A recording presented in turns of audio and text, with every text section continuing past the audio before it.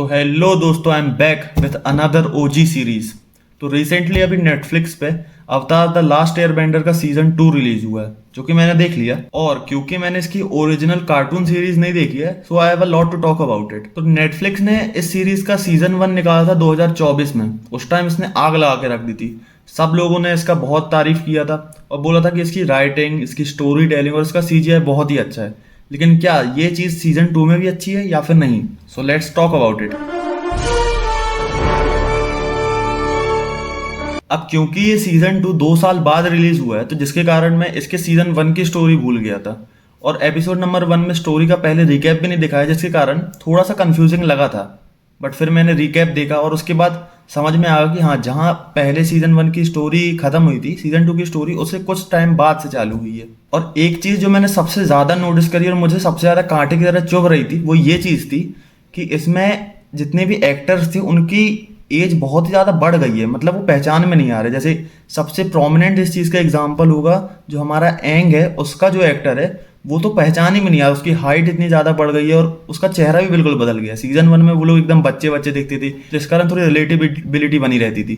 लेकिन सीजन 2 में ऐसा लगता है कि ये तो कोई दूसरी सीरीज है, दूसरे एक्टर्स हैं, तो थोड़ी रिलेटिबिलिटी टूटी है सीजन 2 में। लेकिन थोड़े टाइम बाद आप थोड़ा कंफर्टेबल लगने लगता है आपको, क्योंकि जो एक्टर्स हैं उनकी एक्ट करने का स्टाइल भी वही है जो सीजन 1 में था, कैरेक्टर्स भी वही है जो सीजन 1 में था। तो आप थोड़े से कंफर्टेबल फील करने लगते हो इन एक्टर्स के साथ। बट फिर भी सीजन 2 सीजन 1 से थोड़ा सा अलग इसीलिए लगता है कि मे बी इन्होंने सिनेमेटोग्राफी की स्टाइल को चेंज किया या फिर थोड़ी कलर ग्रेडिंग को चेंज किया, जिसके कारण थोड़ा सा अलग समझ में आता है। लेकिन इन सब छोटी मोटी चीजों के बावजूद भी ये सीजन 2 बहुत ही अच्छा बना, ये बात तो मुझे कहनी पड़ेगी। तो अब डायरेक्ट अगर इसकी स्टोरी पे बात करें, तो पिछले सीजन में हमें ये बताया था कि फायर किंगडम ने अर्थ किंगडम पे अटैक कर लिया है और उसके किंग भूमि को कैप्चर कर लिया है। और फर्स्ट सीजन में हमें ये भी बताया था कि कैसे अर्थ के पास से एक मीटियोर निकलने वाला है, जिसके कारण फायर नेशन की जो पावर है फायर बेंडिंग यूजर्स की, उनकी पावर डबल हो जाएगी, जिसके कारण बहुत ही ज्यादा थ्रेट है हर जगह पे। और सीजन 2 का स्टार्ट भी यहीं से होता है कि एंग और उसके ग्रुप के जितने भी लोग हैं वो अर्थ किंगडम के रेफ्यूजीज को एस्कॉर्ट करते हैं किसी सेफ जगह पे, और ये सब इनका सीन चलता रहता है। सीजन 2 के पहले 2-3 एपिसोड में ही हमें हमारे मेन कैरेक्टर एंग के कैरेक्टर डेवलपमेंट में थोड़ा सा चेंज समझ में आ जाता है। सीजन 1 में जैसे हमें ये बताया जाता है कि एंग एक इमेच्योर बच्चा है और अवतार बनने की जो रिस्पॉन्सिबिलिटी है उसके सिर पे, वो उसे बहुत ही ज्यादा ओवरवेलम कर। लेकिन सीजन 2 में अब जो हमारा एंग है वो धीरे धीरे अपनी रिस्पॉन्सिबिलिटी को समझता है और लीडरशिप क्वालिटीज को डेवलप कर रहा है। अब उसका दिमाग थोड़ा थोड़ा पॉलिटिकली भी चलने लगा। हाँ, वो अभी भी अवतार होने की रिस्पॉन्सिबिलिटी से ओवरवेलम फील कर रहा है, लेकिन वो धीरे धीरे इस चीज को एक्सेप्ट करने लगा है और अपने आप में लीडरशिप क्वालिटीज डेवलप कर रहा है। इसके अलावा एंग का इस चीज में भी डेवलपमेंट हुआ है कि इस सीजन उसे ये बात अच्छे से पता चल गई कि किस टाइप के लोगों पर ट्रस्ट करना है और किस टाइप के लोगों पर ट्रस्ट नहीं करना है। इस पूरा सीजन एंग के साथ यही चलता रहा कि वो गलत लोगों पर ट्रस्ट कर लेता है, फिर वो उसे धोखा दे देते हैं और फिर वो अपने दोस्तों पे ही ट्रस्ट नहीं कर पाता है। तो एंग के अलावा अब जो सबसे अगला बेस्ट कैरेक्टर आर्क जिस कैरेक्टर का रहा है इस सीजन में, वो है ज़ूको।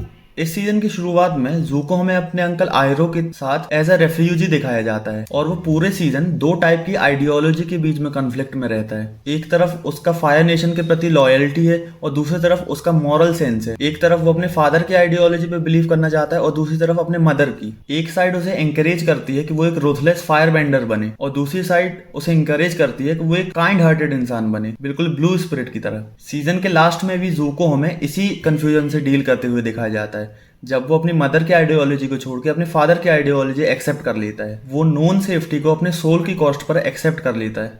इन दोनों के अलावा जैसे हमारे जितने भी कैरेक्टर बच जाते हैं, जैसे कतारा, सोका, तौफ, अंकल आयरो और अजूला, इन सबका कैरेक्टर आर्क भी अपने अपने हिसाब से परफेक्ट ही है। अब अगर इसकी स्टोरी पे जंप करें तो इस सीजन 2 की स्टोरी को मैं इसका एक वीक पॉइंट मानता हूँ, क्योंकि सीजन 2 में हमें जो स्टोरी दिखाई जाती है बासिंग से शहर, वो काफ़ी कॉम्प्लिकेटेड तरीके से भी दिखाया जा सकती है। एक काफ़ी इंटरेस्ट बनाया जा सकता, जो कि शायद इन्होंने ऐसा दिखाने की कोशिश भी। बट सीजन 2 की स्टोरी को समझना बहुत ही आसान था। आपको पहले से ही पूरा प्लॉट समझ में आ जाता है और कौन सा कैरेक्टर कब हमें धोखा देने वाला है ये भी हमें पहले से ही समझ में आ जाता है, जिसके कारण ये स्टोरी बहुत ही प्रेडिक्टेबल बन जाती है। बट अगर हम इस सीजन की थोड़ी सी वीक स्टोरी को टॉलरेट कर सकते हैं तो ये सीजन काफ़ी सॉलिड है ओवरऑल। इस सीजन ने अवतार द लास्ट एयर बेंडर की जो फैंटेसी टाइप की वाइब है उसको अच्छे से कैप्चर करने का काम किया है। और इस सीजन में आप किसी भी पॉइंट पे बोर बिल्कुल नहीं होते हो। You actually enjoy your time watching this. और अगर आपको इसका सीजन 1 अच्छा लगा तो सीजन 2 आप बहुत ज़्यादा एंजॉय करने वाले हो। तो मेरे हिसाब से अगर आपने इस सीरीज़ का सीजन 1 और सीजन 2 दोनों ही नहीं देखे हैं तो आप एक बहुत ही अच्छी वेब सीरीज़ को मिस आउट कर रहे हो। और अगर आपने इसका सीजन 1 देखा है फिर तो आपको सीजन 2 ज़रूर देखना चाहिए। So I hope you like my review on this series and thanks for watching.